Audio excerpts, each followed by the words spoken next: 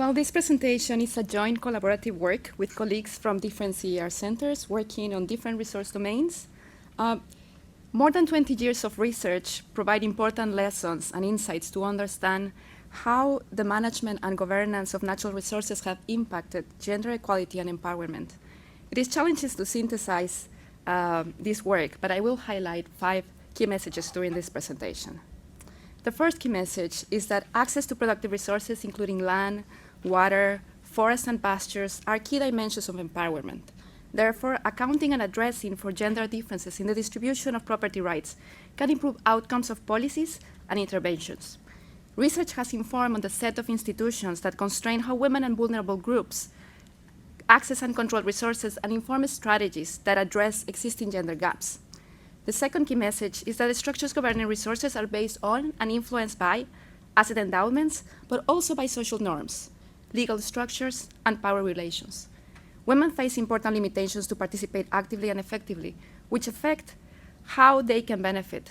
When we talk about natural resource governance, then, we talked about who is involved in making decisions, how are these decisions made, and at which level. Existing research has shown that women, youth, ethnic minorities, and less powerful groups often face important limitations to participate in decision-making processes. The third key message is our understanding of factors that influence access and adoption of technologies needs to account for the gender-differentiated roles, forms of knowledge, and access to information of how these influence behavior and decisions around resource management and allocation. Efforts to strengthen capacities should recognize different priorities and gender dynamics at the household and community level when designing and implementing and evaluating interventions.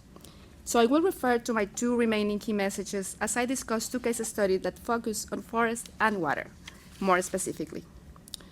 So what have we learned from CGIAR research during these many years? There are many lessons we could highlight, but here I will focus on those that emerge from research around resource rights and governance.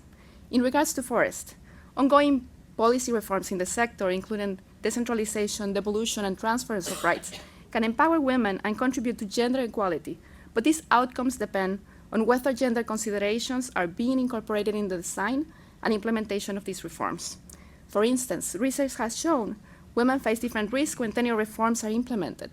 This research has highlighted the need to clarify and secure rights of women and vulnerable groups as a precondition to promote investments, sustain livelihoods, and guarantee food security outcomes.